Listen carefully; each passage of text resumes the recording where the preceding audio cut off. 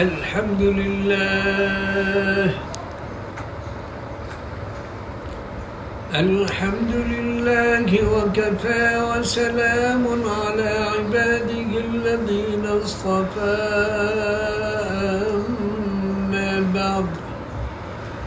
أما بعد فأعوذ بالله من الشيطان الرجيم بسم الله الرحمن الرحيم ألف لام ميم ذلك الكتاب لا ريب فيه هدى للمتقين الذين يؤمنون بالغيب ويقيمون الصلاة ومما رزقناهم ينفقون والذين يؤمنون بما أنزل إليك وما أنزل من قبلك وبالآخرة هم يوقنون. یہ سورۃ البقرہ ہے. اس کی 40 رکوع ہیں. کتنے رکوع ہیں؟ 40. کتنے رکوع ہیں؟ 40.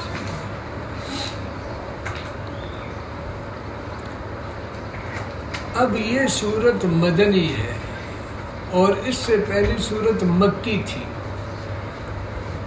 اب آپ پوچھیں کہ یہ مکی اور مدنی کا کیا معنی؟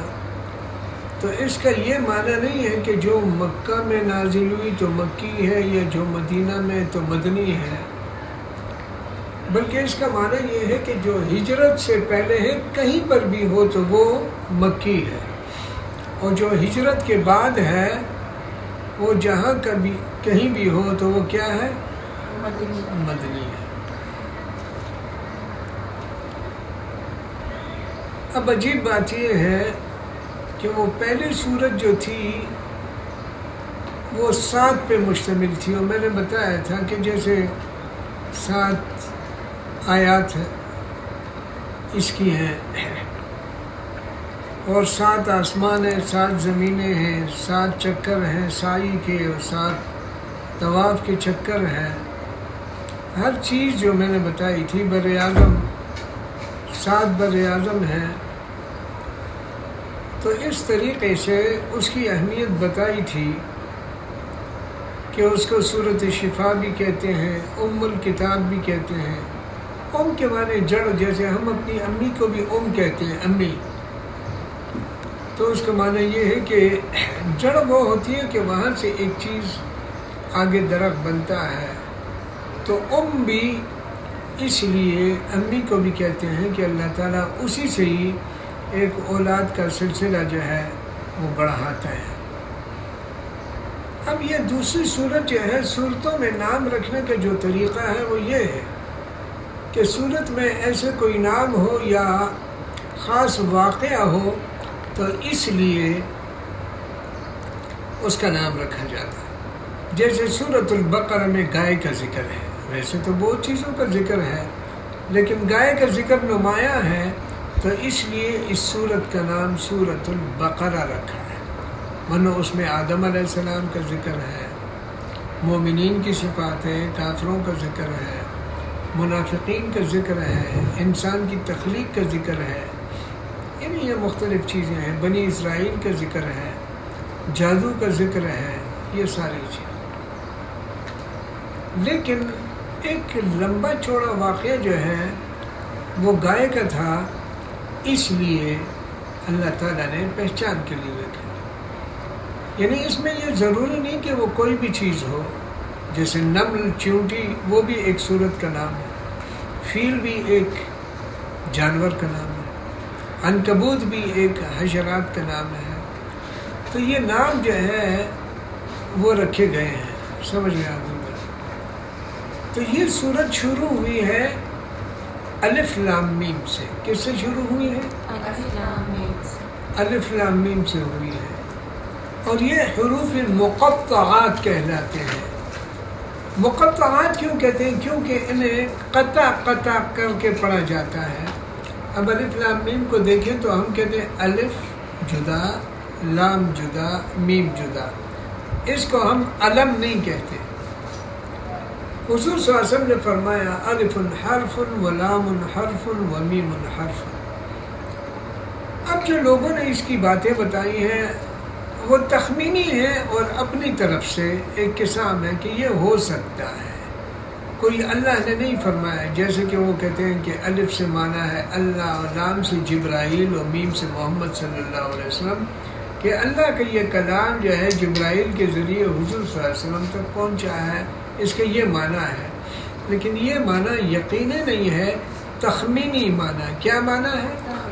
تخمینی، یعنی ایک اندازہ لگایا گیا کہ یہ ممکن ہے، یہ ہو سکتا ہے. دوسری بات یہ ہے کہ بعض لوگ جو یہ کہتے ہیں کہ قرآن کو ترجمے سے پڑھنا ضروری ہے. نہیں، قرآن کو ترجمے سے پڑھنا بہتر ہے.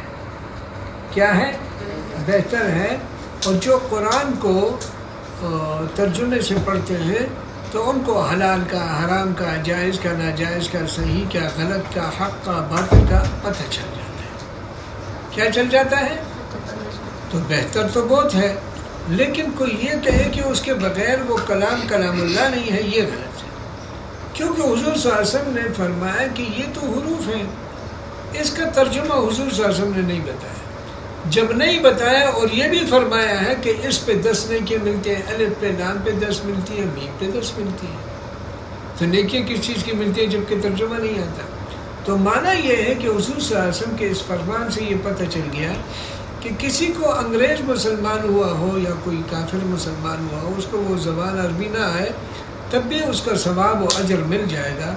تو قرآن پاک کی ایک چیز کے لیے تو نازل نہیں ہوا ہے، حروف بھی اس کے نازل ہوئے ہیں، اس کے معنی بھی نازل ہوئے ہیں، اور اس کی تفسیر اور یہ ساری حضور صلی اللہ علیہ وسلم نے ہمیں بتائی ہے.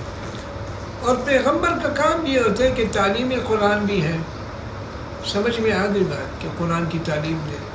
وَيُعَلِّمُهُمُ الْكِتَابَ وَالْحِكْمَةَ، اور حکمت کی تعلیم دے. وَيُزَكِّيهِمْ، تزکیہ بھی کرے. جیسے آج کل لوگ کہتے ہیں کہ یہ کہاں سے یہ خانقاہ آ گئی ہے. یہ ناموں سے کچھ نہیں ہوتا، لیکن کسی انسان کے علاج کے لیے جو چیزیں ہوتی ہیں، جیسے آج کل جو ہے ہاسپٹل ہیں، ایسے ہیں، اور ایسے چھوٹے چھوٹے وہ بنے ہوتے ہیں، وہ سب کا مقصد علاج ہے. اب یہ ہم نہیں دیکھیں گے کہ حضور صلی اللہ علیہ وسلم کے زمانے میں یہ ہاسپٹل تھے یا نہیں تھے. ہم نے یہ دیکھا ہے کہ حضور صلی اللہ علیہ وسلم کے زمانے میں علاج تھا یا نہیں تھا. علاج تھا. اب اس کا کوئی بھی نام ہو، ہاسپٹل نام رکھ دے، کچھ بھی نام رکھے، لیکن علاج تھا. بلکہ حضور صلی اللہ علیہ وسلم نے خود جو ہے یہودیوں سے بھی علاج کیا ہے. تو کسی کافر سے اگر کوئی علاج کرنا چاہے، کوئی ڈاکٹر ایسے ہے کہ وہ مسلمان نہیں ہے اور اچھا ڈاکٹر ہے، تو آدمی علاج کر سکتا ہے. کیونکہ علاج کے لیے ضروری نہیں کہ کوئی مسلمان ہو، علاج کے لیے یہ ہے کہ وہ ماہر ہو. علاج کے لیے کیا ہے؟ وہ ماہر ہو. جیسے کسی گاڑی میں آپ جانا چاہتے ہیں تو اس کے مذہب کا نہیں پوچھتے کہ آپ مسلمان ہیں یا کافر ہیں، بلکہ آپ یہ پوچھتے ہیں کہ ان کو یہ گاڑی، یہ مشین چلانی آتی ہے کہ نہیں. تو اصل یہ ہے کہ وہ اس چیز کو چلانا جانتا ہو. کلمہ تو دین اس کے لیے ضروری ہے، آخرت کے لیے ضروری ہے، اللہ کی رضا کے لیے ضروری ہے. لیکن کوئی گاڑی چلانا ہو تو وہ ایسے کچھ چیزیں ایسی ہوتی ہیں، جیسے کہ آپ کسی کے گھر چلے گئے یا وہ آ گئے اور آپ ان کے گھر میں اور وہ مسلمان نہیں ہیں، تو ان کے کھانے پینے کو کیا کہیں گے؟ تو کھانا پینا جو ہے وہ 2 قسم کا ہے. کھانا پینا کیا ہے؟ وہ 2 قسم کا ہے. ایک وہ کھانا پینا ہے کہ جو انسان باہر سے لاتا ہے، جیسے سموسے لایا، پکوڑے لایا، بسکٹ لایا، یہ چیزیں لائی. تو یہ اس میں تو یہ تو کوئی بھی بنا سکتا ہے، اس میں حلال حرام نہیں ہوتا. حلال حرام جو ہے وہ کھانوں میں ہوتا ہے جو کہ ذبح کیے جاتے ہیں. جیسے کہ آپ نے کوئی جانور ذبح کیا. اب مثلا بکری ہے، ویسے تو حلال ہے، لیکن اگر اس پر آدمی کسی دوسرے کا نام لے اللہ کے سوا تو وہ حرام ہو جاتی ہے. یا اس کو صحیح طریقے سے ذبح نہ کریں اور اس کو گردن سے ذبح کر لیں یا جھٹکے سے ذبح کر لیں. جھٹکا بھی ہوتا ہے نا، جیسے آج کل مشینوں سے کرتے ہیں. تو یہ ہے کہ انسان کا ہونا ضروری ہے اور پھر اللہ کا نام لینا ضروری ہے. اگر اللہ کا نام نہیں لیا ہے اور قصداً وہ کہتے ہیں کہ میں تو بتوں کے نام پہ کروں گا، تو وہ حلال چیز بھی حرام ہو جاتی ہے. تو اگر آپ کسی کے گھر گئے اور وہ مسلمان نہیں ہے اور وہ آپ کو ان چیزوں میں سے رکھے کہ جس کو ذبح کیا جاتا ہے، تو آپ نے کیا دیکھنا ہے؟ یہ دیکھنا ہے کہ اس نے اللہ کا نام لیا یا غیر اللہ کا نام لیا. تو وہاں پر پھر آدمی احتیاط کرے.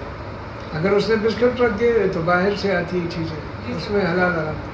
اگر اس نے ٹھنڈا رکھ دیا وہ تو پیک ہوتا ہے، بند ہوتا ہے. اور ٹھنڈے میں بھی آدمی خیال رکھے کہ یہ پیپسی ویپسی یہ ہے کہ زنگالود چیز کا زنگ ختم کر دیتا ہے. یہ کتنے خطرناک چیز ہے، اور ہمارے بچے بھی پیتے ہیں، ہم بھی پیتے ہیں، فلانے بھی پیتے ہیں، تو وہ اندر سے خالی ہو جاتے ہیں. جگر کا مسئلہ آ جاتا ہے، فلانے کا مسئلہ. ڈاکٹر حضرات بتاتے رہتے ہیں کہ یہ خطرناک چیز ہے، لیکن بعض حضرات خود بھی پی جاتے ہیں، ڈاکٹر بھی، کیونکہ وہ خواہشات کبھی نفس جو ہے اس پہ قابو نہیں رکھ سکتے. تو کوئی چیز ایسی ہو کہ آپ کو شک ہوتی ہے، کیونکہ اللہ حفاظت فرمائے. اس دن ایک عورت کو پکڑا گیا تھا، وہ نوکریانی تھی. وہ حیران تھے کہ یہ پورے گھر والوں کے جگر کا مسئلہ کیوں ہو رہا ہے. سارے انہوں نے پھر ویڈیو اور ایسے کیمرے لگائے تو اندر سے وہ، اللہ بچائے بات تو اچھی نہیں ہے، وہ اس میں پیشاب ملا رہی تھی. اور یہ جتنی بھی نوکریانیاں ہوتی ہیں، ان کو جب غصہ آتا ہے تو یہ اپنا غصہ جو ہے ان کی کھانے کی چیزوں میں تھوک دیتی ہیں، اس میں وہ دے دیتی ہیں اپنی اس کو. اس لیے کھانے کا عمل آدمی خود کرے یا اپنے گھر والوں سے کرے. ایسے جو ہوتے ہیں وہ شکی ہوتے ہیں، کیونکہ یہ لوگ جب کھانے بناتے ہیں تو ان کو غصے کی وجہ سے کبھی تھوکتے ہیں، کبھی کیا کیا ملاتے ہیں، کبھی شیشے تک ملاتے ہیں پیس کر کے. اس لیے آدمی یہ سارے اسپتالوں میں پڑے ہوتے ہیں. کہاں پڑے ہوتے ہیں؟ اسپتالوں میں. یہ بہت خطرناک ہے. یہ جو کھانے پینے کی چیزیں ہیں اس میں زیادہ احتیاط. اور جو لوگ حلال کھاتے ہیں، بچوں کو یہ کھلاتے ہیں پلاتے ہیں بسم اللہ پڑھ کے، تو ان کے بچے بھی نیک ہوتے ہیں، صالح ہوتے ہیں، پاک ہوتے ہیں، اچھے ہوتے ہیں، اور ان میں بڑی اچھائیاں ہوتی ہیں. ظاہر اللہ کے نام سے ہوتا ہے. ایک کافرہ ہمارے بچوں کو کیا بسم اللہ پڑھے گی اور کیا کرے گی؟ ہم کہتے ہیں جی ہم نے وہ رکھی ہے، نوکرانی رکھی ہے، تو کون سی کمال کیا ہے؟ اپنے بچوں کو برباد کر دیا آپ نے. وہ تھوڑا دوپٹہ پہنائے گی، وہ تو اس کی وہ بال بنائے گی، دوپٹے نہیں پہنائے گی. آج کل جو عرب، میں یہاں آیا تو ماشاءاللہ بڑے، یہ 40 سال پہلے کی 41 سال پہلے کی بات ہے، بڑے پردہ اور یہ لڑکیاں ساری چھپی چھپائی ساری. ابھی نہیں ہے، ابھی نہ کیا، کیونکہ ان کے بچپن میں جو تیاری ہوئی ہے انہی کے ہاتھوں سے ہوئی ہے، تربیت انہی کی. تو اس لیے یہ آہستہ آہستہ نسل جو ہے، یہ ایک نسل گزرنے کے بعد سب خراب ہو جاتا ہے. تو الف لام میم اس کو قطع قطع کر کے پڑھنا ہے، علم نہیں کہنا ہے اس کو، اور اس کا بھی ثواب ہے. ویسے ترجمے کے ساتھ پڑھنے کا بہت بہتر ہے، بہت اچھا ہے، وہ سیکھنا چاہیے. مجھے کل ایک شاگردہ تھی، اس نے ایک بچہ اگر پڑھتا ہے، اس کی بہن تھی، اس نے کہا اگر ترجمے کی کوئی کتاب ہو تو یہ. اب بہتر تو یہ ہے کہ آدمی دکان سے لے، کیونکہ میں کتنی کتابیں دوں گی کسی ہوتے ہیں نا، ان کے ذہن میں نہیں آتا کہ اگر اس میں لے لی تو وہ یہ کہاں جائے گا، اور یہاں ملتی بھی نہیں اتنی. تو اس لیے کوئی بھی آنے والوں، ایک کام اگر آپ لوگ ایسے کر لیں کہ یہ آپ کر لیں کہ کوئی آنے والا ہو اسے کہیں کہ قرآن شریف جو ہے وہ منگا لے، ترجمہ منگا لے، تفسیر منگا لے. تو اس کا فائدہ کیا ہے؟ اس کا فائدہ کہ ایک آدمی ایک قرآن لا رہا ہے. لیکن اب باہر ملک میں کتنے لوگ ہیں بتائیں؟ 1 کروڑ لوگ، 1 کروڑ پاکستانی ہیں. اگر ہر آدمی لائے، ہر آدمی تو لا نہیں سکے، اس میں بچے بھی ہوتے ہیں، تو کم از کم، اور ایسے بھی ہو سکتا ہے کہ ایک آدمی کئی قرآن لا سکتا ہے، تو یہ 1 کروڑ بن جائیں گے، یہاں ضرورت ہی پوری ہو جائے گی۔ اگر آپ اپنے دوست کے لیے، ساتھی کے لیے، بھائی کے لیے، رشتہ دار کے لیے لا رہے ہیں، 1 قرآن لا سکتے ہیں ادب سے، احترام سے، تو اس سے بہت کام لوگوں کا مسئلہ حل ہے۔ اگر مولوی صاحب سے کہو گے تو مولوی صاحب آپ کو دے گا تو پھر اس کے پاس نہیں ہوگی، سمجھ میں نہیں آئے گا، تو یہ ذرا احتیاط ہے۔ تو قرآن ترجمے کے ساتھ پڑھنا بہت بہتر ہے، اچھا۔ پھر آگے کا ذالک الکتاب، اب آپ اعتراض کریں گے، ذالک الکتاب کہا کہ وہ کتاب، یہ تو یہ کتاب ہے، آپ کہتے ہیں وہ کتاب، یہ کون سی وہ کتاب ہے؟ آپ کہیں گے کہ جو لوح محفوظ میں ہے۔ کہاں پر ہے؟ یعنی وہ تختی کہ جس کے اندر، لوح کہتے ہیں تختی، یہ وہاں لکھا ہوا ہے، تو وہ کتاب لا ریب فیہ۔ تو یہاں 2 قسم کے آتے ہیں، ایک ہے ریبن، اس میں شک نہیں ہے، لیکن آپ جب کہتے ہیں کہ ریب کہتے ہیں تو اس کو لائے نفی جنس کہتے ہیں، کہ جنسی کو ختم کر دیا، کہ شک نامی چیز ہی نہیں ہے، کوئی ڈاؤٹ، کوئی چیز نہیں ہے، لا ریبہ، ریبت، اگر لا ریبن ہوتا تو شک نہیں ہے، لیکن لا ریبہ کوئی شک نہیں ہے، بالکل شک ہی نہیں ہے۔ اب آپ کہیں کہ لوگ تو شک کرتے ہیں، تو ان کا دماغ صحیح نہیں ہے۔ اب پاگل اگر کسی چیز کو کہے کہ یہ غلط ہے تو اس کی تو نہیں سمجھے، صحیح دماغ کی بات ہے۔ جو سمجھدار لوگ ہیں ان کی بات کا اعتبار ہوتا ہے، ہر آدمی کا نہیں ہوتا۔ لا ریب فیہ ھدی للمتقین۔ اب آپ اعتراض کریں گے، اللہ فرماتے ہیں یہ قرآن جو ہے یہ ہدایت ہے متقیوں کے لیے، تو آپ کہیں گے یہ ہدایت تو چاہیے کہ فاسقوں کے لیے بھی ہوتا، فاسقوں اور فاجروں کے لیے ہوتا، کافروں کے لیے ہوتا، مشرکوں، اور یہ متقیوں کے لیے نہیں۔ ہم کہتے ہیں ھدی للناس بھی اللہ نے فرمایا، کیا مانا؟ کہ یہ ہدایت تو سب کے لیے ہے، لیکن متقی اس سے فائدہ اٹھاتے ہیں۔ امی نے حلوہ تیار کر دیا سب کے لیے کہ یہ بیٹی بھی کھائے، بیٹا بھی کھائے، کہتے ہیں آؤ بیٹا یہ کھائیں، تو کچھ آ جاتے ہیں، کچھ کہتے ہیں ہم نے تو نہیں کھانا، تو وہ تو سب کے لیے ہے، لیکن فائدہ کسی نے اٹھایا اور کسی نے نہیں۔ تو ایسے ہدایت، قرآن جو ہدایت کی کتاب ہے سب کے لیے، کیونکہ اللہ نے دوسری جگہ فرمایا بھی ہے، ہم نے ھدی للناس، تو لوگوں کے لیے ہے، لیکن یہاں پر بھائی متقین کے لیے، تو معنی کیا ہو گیا کہ متقی اس سے فائدہ اٹھاتے ہیں۔ اب آپ کہیں گے متقی کون لوگ ہیں؟ ظاہر ہے ہم تو جانتے ہیں کافروں کو، مشرکوں کو، دہریوں کو، ہم جانتے ہیں ان کو، دہریوں کو جانتے ہیں، منافقین کو جانتے ہیں، تو یہ متقی کون ہے؟ الذین یؤمنون بالغیب، جو ایمان لاتے ہیں غیب پر۔ اب آپ کہتے ہیں کہ غیب یہ بھی ایک مسئلہ ہے، لوگ کہتے ہیں فلانے کو علم غیب ہے، فلانے کا نہیں ہے۔ اصل میں غیب کہتے کسے؟ جو بغیر ذریعے کے، جو بغیر وسیلے کے کسی چیز کو جو موجود نہ ہو اس کو جانے، کسی کے بتانے سے نہ جانے۔ دیکھیں نا، مجھے ایک چیز کا پتہ نہیں دیوار کے پیچھے کیا ہے، آپ آئے اور آپ نے مجھے بتایا کہ بھائی دیوار کے پیچھے تو ایک کمرہ ہے، اور اس کمرے میں ایسے ایک بیڈ ہے، چارپائی ہے، یہ ہے وہ ہے۔ اب مجھے پتہ چل گیا، تو پہلے وہ چیز غیب میں تھی، اب مجھے غیب کی اطلاع ہو گئی۔ غیب کی کیا ہو گئی؟ اطلاع۔ تو یہ علم غیب نہیں رہا۔ پہلے علم غیب تھا کہ اگر مجھے بغیر ذریعے کے، بغیر کسی کے بتانے کے پتہ چل جاتا تو کیا ہوتا؟ وہ علم غیب ہوتا، کیونکہ اللہ تعالیٰ کو کوئی ضرورت نہیں، کوئی بتانے والا نہیں اللہ تعالیٰ کو کہ بھائی یہ وہ ہے۔ اللہ تعالیٰ بغیر ذریعے کے، بغیر وسیلے کے، بغیر کسی کے بتائے کے وہ سب چیزیں جانتا ہے، وہ ہوئی ہو نہ ہوئی ہو، بعد میں ہونے والی ہو، یہاں ہو، کہاں پر بھی ہو، دل میں ہو۔ علیم بذات الصدور ہے، کیا ہے؟ یعنی دلوں کے اندر جو ہے، ویسے تو صدر کہاں، صدر کے اندر تو دل نہیں ہوتا، وہ صدر کے اندر یعنی وہ دل ہوتا ہے، وہ قلب کہلاتا ہے، لیکن اللہ تعالیٰ نے وہ ظاہری جہاں پر ہوتے ہیں اس کا نام لے لیا. ہم سمجھ گئے کہ سینے کے اندر تو دل ہی ہوتا ہے، وہ مراد ہے. سمجھ آ گئی جو دلوں کے اندر ہے. دل کا لفظ استعمال نہیں کیا لیکن مراد جو ہے دل ہے.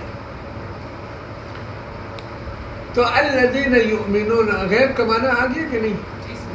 بعض کہتے ہیں نا فلانے کو علم غیب ہے، وہ نہیں، اطلاع غیب ہوتی ہے کہ اللہ تعالیٰ بتا دیتا ہے کہ جنت میں یہ، دوزخ میں یہ ہے. جب تک بتایا نہیں تھا تو پتہ نہیں تھا، جب بتا دیا تو پتہ ہو گیا. تو علم غیب کس کو ہے؟ اللہ کو ہے. اب انسان کو یا کسی نبی کو اگر کچھ چیزیں معلوم ہیں تو وہ کیا ہے؟ اطلاع غیب ہے. کیا ہے؟ کیونکہ وہ ذریعہ ہو گیا نا، اللہ تعالیٰ ذریعہ بن گئے، جبرائیل ذریعہ بن گئے، کسی نے بتا دیا. وَيُقِيمُونَ الصَّلَاةَ. اب آپ حیران ہوں گے کہ یار نماز کو قائم کرتے ہیں، اس کا کیا مطلب؟ نماز کو پڑھتے بھی ہیں یا قائم؟ اصل میں نماز پڑھنا تو ہے لیکن قیام اس کو کہتے ہیں یقیمون الصلاۃ. اس کو قیام کہتے ہیں جیسے یہ لکڑی جو ہے میں گاڑ لوں، اس لکڑی کو میں جب گاڑ لیتا ہوں اس کو کوئی ہلا نہیں سکتا. تو جو لوگ نماز کو قائم کرتے ہیں اس کو کوئی ہلا نہیں سکتا. ظاہر ہے کہ طوفان ہو، بارش ہو، شادی ہو، غمی ہو، ہر صورت میں نماز پڑھتے ہیں. بعض لوگ تو کہتے ہیں میری سرخی خراب ہو جائے گی، آرڈر خراب ہو جائے گا، وہ بہہ جائے گا، یہ ہو جائے گا، وہ ہو جائے گا. تو یہ نماز پڑھنا ہو گیا، قائم کرنا نہیں ہے. قائم کرنا مجھے کوئی پرواہ نہیں، خراب ہوتا ہے تو ہوتا جائے لیکن میرا اللہ کا حکم جو ہے وہ پورا ہو جائے، اس کو قیام کہتے ہیں. کیا کیا ہے؟ جیسے بعض لوگ رسی کے ذریعے مسجد میں اپنے آپ کو پہنچاتے تھے. حضور صلی اللہ علیہ وسلم دو آدمیوں پر ہاتھ رکھ کے، ہم تو معمولی کھانسی آ گئی، چک چک ہو گیا، بس ختم ہو گئی نماز. ایک چھینک آ گئی نا، میں بیمار ہوں. چھینک سے تو کچھ ایسا نہیں ہوتا. آپ کھڑے نہیں ہو سکتے تو آپ بیٹھ کر جو ہے وہ نماز پڑھیں. بیٹھ کر نہیں پڑھتے تھے، بیٹھ کر نماز پڑھ لیں. یہ نہیں کہ مرضی سے لیٹ کر پڑھ، نہیں. اگر آپ اس حد تک آ گئے کہ آپ بیٹھ نہیں سکتے، یعنی بیٹھنا بھی مشکل ہو گیا. اب مسجد میں بیٹھ کر نماز پڑھاتا ہوں کیونکہ مجھے خطرہ رہتا ہے کہ اگر میں کھڑا ہو گیا تو میں گر جاؤں گا. سمجھ آ گئی کہ نہیں؟ ہاں، جنازے کی نماز میں کھڑے ہو کے اس لیے پڑھاتا ہوں کہ اس میں تو جھکنا اگنا ہے نہیں، نہ سجدے میں جانا ہوتا ہے. دیکھیے اللہ کی شان، جنازے میں سجدہ ختم، رکوع ختم، اس لیے کہ سامنے جو ہے ایک مردہ پڑا ہوا ہے، لاش پڑی ہے. تو اللہ تعالیٰ کو یہ بھی نہیں پسند کہ ظاہری طور پر کوئی کسی شخص مردہ یا زندہ اس کے سامنے رکوع یا سجدے میں جائے تو وہاں سے اس نماز سے رکوع اور سجدہ ہی ختم کر دیا. رکوع اور سجدہ ختم. تو اس لیے قیام صلاۃ کا پتہ، یقیمون الصلاۃ ومما رزقناہم، یہ کہتے ہیں اس میں سے جو ہم نے دیا ہے. دیکھیں نا کیسے اللہ تعالیٰ نے دماغ کو کر دیا. اگر فرماتے ہیں کہ وہ خرچ کرتے ہیں متقی لوگ تو لوگ کہتے ہیں یار ہم تو بڑے خرچ کرنا نہیں، اس میں سے خرچ کرتے ہیں. بتائیں جو ہم نے دیا ہے. کس نے دیا ہے؟ اللہ فرماتے ہیں ہم نے دیا ہے. جیسے مجھے میرے ابا جان ایک چیز دے دیں نا، بسکٹ کا ڈبہ دے دیں، بیٹے یہ لے لیں، پھر مجھے کہتے ہیں کہ تھوڑا سا دے دو. ویسے دل دیکھنے کے لیے بچہ کیا کرے. کبھی بعض بچے ابا جان یہ لے لو، اور بعض بچے نہیں یہ نہیں. تو ہماری حیثیت یہ ہے کہ سب کچھ اللہ ہی نے دیا لیکن ہم کہتے ہیں نہیں یہ ہو جائے. اور بعض لوگوں کو اللہ نے بہت دیا ہے. اس دن میں نے ایک آدمی کو دیکھنے میں بتایا تھا 81 ارب روپے اس نے مسجد کے لیے دیے. کتنے؟ 81 ارب. وہ لندن میں ہے، اس کو اللہ نے بہت دیا ہے. اور ظاہری کوئی ایسے جیسے کہ ہم کہتے ہیں کہ بہت ہمارے سامنے جو نیکی کی ایک صورتیں ہوتی ہیں، ظاہری ایک سمپل سا آدمی تھا لیکن اس کے دل میں اللہ کے گھر کا اتنا تھا کہ میں نے کہا سبحان اللہ. وہ جگہ جو ہے اس نے 81 ارب، یہ اللہ کے لیے. اس کو اللہ کتنا دے رہا ہے؟ جو اللہ کو دے رہا ہے. تو اللہ فرماتے ہیں کہ ہم نے تو آپ سے کہا تھوڑا سا دے دو جو ہم نے دیا ہے، آپ کا تو اس میں کچھ بھی نہیں ہے. تو ہمارے دیے ہوئے میں سے آپ دے دیں. تو اب جو ہمیں کیوں اللہ فرماتے ہیں؟ ہمیں عزت دینے کے لیے. لیکن اللہ تو جیسے مجھے دیا ہے تو دوسروں کو بھی دے سکتا تھا. وہ فٹ پاتھ پہ جو بیٹھا ہے اس کو بھی دے سکتا تھا. اللہ تعالیٰ نے مجھے دیا ہے کہ آپ دے دیں. تو اب اللہ تعالیٰ نے میرے ہاتھ کو اوپر اٹھا دیا ہے تو اس پر تو ہمیں اللہ کا شکر ادا کرنا چاہیے. اللہ تو کتنا کریم ہے. میں عاجز بندہ، میں گناہگار سیاکار خطاکار ریاکار بندہ ہوں، کمزور ہوں، اور تو مجھے عزت دے رہا ہے. بہت بڑی بات ہے. آدمی اللہ کا شکر، جب بھی آدمی کوئی صدقہ خیرات کرے تو شکر ادا کرے کہ اے اللہ تو نے میرا ہاتھ ایسے رکھا.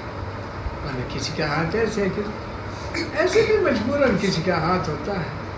تو اگر مجبور ہے تو اس کو بہت بڑا اجر ہے. اور کچھ مجبور نہیں ہوتے. جیسے اس دن ایک آدمی کو پتہ چلا کہ اس کو کئی گاڑیاں ہیں، کئی بسیں ہیں اور جہازوں میں سفر کرتا ہے، لیکن بعض مارکیٹوں میں وہ مانگتا ہے کیونکہ وہ ایک عادت ہے، اس کے بغیر وہ رہ نہیں سکتا. تو اس طریقے سے اللہ ایسی عادات سے محفوظ ہوتا ہے. الذین یؤمنون کیا چیز غور سے سنو. اللہ تعالیٰ نے فرمایا ہے کہ وہ ایمان لاتے ہیں جو تجھ پر نازل ہوا. ایک تو یہ ہوگی تجھ پر وہ ہوا، اور وما انزل من قبلک، اور پھر تجھ سے پیدا. اس سے بہت بڑا مسئلہ حل ہو گیا. کیا مسئلہ حل ہو گیا؟ مسئلہ یہ حل ہو گیا کہ لوگ کہتے ہیں کہ مرزا غلام احمد قادیانی بھی نبی تھے. وہ تو نبی نہیں تھے، وہ تو حضور کے بعد آئے ہیں نا. اور قرآن کہتا ہے کہ جو تجھ پر نازل ہوا، تجھ سے پہلے نازل ہوا، اس پر ایمان لاتے ہیں، اور یہ تو بعد میں آیا. اور اگر یہ نبی تھا تو حضور صلی اللہ علیہ وسلم جب معراج کی رات میں جا رہے تھے بیت المقدس میں، سارے انبیاء کو نماز پڑھائی تو یہ اس میں کھڑے تھے یا نہیں؟ یہ تھے، پیدا بھی نہیں ہوئے. پیدا یہ تو ابھی اس نے سانس لینا بھی نہیں شروع کیا. بہت جھوٹا آدمی ہے. اور عجیب بات ہے، لوگ اس کو بھی مان رہے ہیں، جھوٹے کو بھی لوگ مان رہے ہیں. اور بہت گندا آدمی ہے. میں اب بچیاں یہاں بیٹھی ہیں، اس کے سامنے وہ باتیں بتا نہیں سکتا. کتنا بہت فراڈی آدمی ہے. پیغمبر کے اندر تو سب سے بڑی بات یہ ہوتی ہے کہ وہ پاک و صاف ہوتا ہے. وہ تھا نہیں. وہ دیانتدار ہوتا ہے. وہ تھا نہیں. وہ سچا ہوتا ہے. وہ تھا نہیں. وہ خوبصورت ہوتا ہے. وہ تھا نہیں. اس کی موت بھی عزت و احترام سے آتی ہے. اور اس کی موت کیسے آئی تھی سنیں ابھی. وہ باتھ روم گیا. کہاں گیا؟ باتھ روم گیا. اب جب لوگوں نے دیکھا یہ تو بہت دیر ہو گئی، کہاں چلا گیا؟ جب دیکھا وہ مر چکا تھا اور اس میں لت پت تھا. اللہ تعالیٰ عام مسلمانوں کی بھی حفاظت فرماتے ہیں. کوئی باتھ روم میں بھی مر جائے تو اللہ تعالیٰ کرم فرماتے ہیں. کوئی آدمی، لیکن یہ جو ہے اپنے آپ کو نبی کہنے والا، یہ جو ہے اللہ نے اس کو ذلیل کر دیا آخر میں کہ لوگوں کو پتہ چلے کہ یہ نہیں ہے. اگر مرزا ہوتا نبی تو نہ مرتا کبھی ادھر. اس لیے اس جگہ کو کیا نام لیتے ہیں؟ مرزا کا دفتر. دفتر قادیان اسے کہتے ہیں. بہرحال ان کو قادیانی کیوں کہتے ہیں؟ ان کو قادیانی اس لیے کہتے ہیں کہ قادیان ایک جگہ ہے ہندوستان میں. ان کو مرزائی کیوں کہتے ہیں؟ کیونکہ جس نے نبوت کے دعویٰ کیے تھے اس کے نام کے شروع میں مرزا آتا تھا. اس کو احمدی کیوں کہتے ہیں؟ اس کے نام میں احمد بھی آتا تھا. مرزا غلام احمد. ہم کہتے ہیں اس کے والد نے تو رکھا تھا کہ یہ احمد کے غلام ہوں گے، یہ تو خود ہی احمد بن گیا. والد نے کیا نام رکھا تھا؟ غلام احمد. تو اس لیے کوئی مرزائی کہے تب بھی یہ مراد ہے، کوئی احمدی کہے یہی مراد ہے. تو یہ جو ہے اس آیت سے بھی پتہ چل گیا وَبِالْآخِرَةِ هُمْ يُوقِنُونَ، اور آخرت پر یقین رکھتے ہیں. بعض لوگ اچھا کام کرتے ہیں، سب کچھ کرتے ہیں، اچھا برا جو بھی ہے، لیکن ان کے آخرت پر یقین نہیں ہوتا. بس ایسے آئے اور مر جائیں گے، دوسرا جنم، تیسرا جنم، سب جنم منم یہ سب فضول باتیں. اسی لیے پوری بحث ہے، تناسخ کی بحث ہوتی ہے کہ دوسرا جنم ہے یا نہیں، یا کس نے دیکھا ہے، یا کون گیا تھا، یا کون آیا ہے. پہلے ٹھیک تھا، گناہوں کی وجہ چوہا بن گیا، یہ سب غلط ہے. اب آدمی گن لے کہ چوہے کتنے ہیں اور جو مرے ہیں وہ کتنے ہیں. تو کوئی میل جول نہیں ہے، یہ اپنی طرف سے ہوائی باتیں اس کو کہتے ہیں، یعنی جس کی بنیاد نہ ہو وہ ہوائی باتیں ہیں. ایک ہے آخر، لاسٹ اس کو کہتے ہیں، اور ایک ہے آخر، اس کو ادر کہتے ہیں. عربی میں اگر آخر کہے اس کا معنی ہے اور، ادر. اور ایک ہے وبالآخر، خا کے نیچے زیر، اس کا معنی کیا ہوتا ہے؟ لاسٹ. سمجھ آئے؟ اولئک علی ھدی من ربہم، کہتے ہیں کہ اولئک یہی لوگ، یعنی جن کی بات ہو رہی ہے کہ نماز قائم کرتے ہیں، غیب پر ایمان لاتے ہیں، زکوٰۃ دیتے ہیں، قرآن کو مانتے ہیں، نبیوں پر ایمان ہے ان کا، آخرت پر ہے. یہ کتنی باتیں ہوں گی؟ 5. کتنی باتیں ہوں گی؟ اب یہ باتوں والوں کو اللہ فرماتے ہیں اولئک، یہی لوگ ہیں علی ھدی من ربہم، اپنے رب کی طرف سے ہدایت پر ہیں. یہی ہدایت پر ہے. کوئی نماز پڑھ رہے آپ کہہ رہے ہیں ہدایت پر ہے، زکوٰۃ دے رہے آپ کہیں ہدایت پر ہے، کوئی قرآن کو مان رہا ہے، پہلی کتابوں کو مان رہا ہے. اچھا، کوئی آپ سے یہ سوال بھی کر سکتا ہے کتابوں کے بارے میں کہ آپ جو یہ کہتے ہیں قرآن پر ایمان، تو یہ اور بھی تو اللہ کی کتابیں ہیں، اور بھی کیا ہیں؟ اللہ کی کتابیں ہیں. تو یہ اوروں پر ایمان ہے؟ ہاں ہے. تو آپ اس کو پڑھتے بھی نہیں، تو کیوں نہیں پڑھتے؟ تو آپ کہیں گے کہ اللہ تعالیٰ نے قرآن کی حفاظت کا ذمہ لیا ہے اور کتابوں پر ایمان کا کہا ہے، لیکن حفاظت کا ذمہ نہیں ہے، تو اس پر عمل کرنا غلط ہوگا، کیونکہ وہ اللہ کی کتابیں رہی نہیں. دیکھیں نا، یہ ایک کتاب ہے ادھر کسی کی طرف سے ہے، اور اس کے بدلے میں دوسری کتاب رکھ لو، وہی نام رکھ لو، تو آپ کہیں گے نہیں ہے، وہ کتاب چاہیے جو. تو آج نام باقی ہے، تورات ہے، زبور ہے، انجیل ہے، لیکن یہ نام ہے، لیکن اصل کتابیں نہیں ہیں. ان میں ترمیم ہو گئی ہے، تبدیلی ہو گئی ہے، تحریف ہو گئی ہے. تو بات تو وہی ہو گئی، ہم مانتے ہیں لیکن اس پر عمل کیوں نہیں کرتے کہ یہ وہی رہی نہیں. کیا کہو گے؟ یہ وہی نہیں رہی. اب کوئی عیسائی بھی کہہ سکتے ہیں یار یہ تورات بھی تو اللہ نے نازل کی ہے، زبور انجیل بھی اللہ نے نازل کی ہے، تو آپ اس کو مانتے، اس کو نہیں مانتے. کہا اس کو اس لیے نہیں مانتے تو وہ کہیں کہ یہ بھی اللہ کی، وہ بھی اللہ. کہا یہ اللہ کی رہی نہیں، تو یہ کیوں رہی ہو، یہ کیوں نہیں؟ کہو اس کی حفاظت کا ذمہ اللہ نے لیا ہے، اس کا کیوں؟ وہ اللہ کی مرضی. اللہ تعالیٰ نے اگر اس کی حفاظت کی ہوتی تو نئی کتاب کی ضرورت نہیں ہوتی. اس کی حفاظت کا ذمہ کن کے لیے تھا؟ انبیاء کا تھا اور لوگوں کا تھا کہ وہ کریں. بہرحال اس میں تحریف ہو گئی ہے. اس میں کیا ہو گئی ہے؟ تحریف ہو گئی ہے.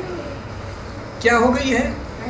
تحریف ہو گئی ہے، ترمیم ہو گئی ہے، تبدیلی ہو گئی ہے. سمجھ آ رہا ہے؟ یہ آگے یہ 5 باتیں جو تھیں یہ کس کی تھی؟ متقین کی. اور 2 آیات کس کی ہیں؟ کافروں کی. اور 13 آیات پھر منافقین کی ہیں. کافروں کے بارے میں پھر بات کریں گے. ابھی جو باتیں کی ہیں اللہ تعالیٰ مجھے اور آپ سب کو عمل کی توفیق نصیب فرمائے. اس میں اگر کوئی ڈاؤٹ ہو، کوئی شک ہو تو مجھے بتا دیں. جی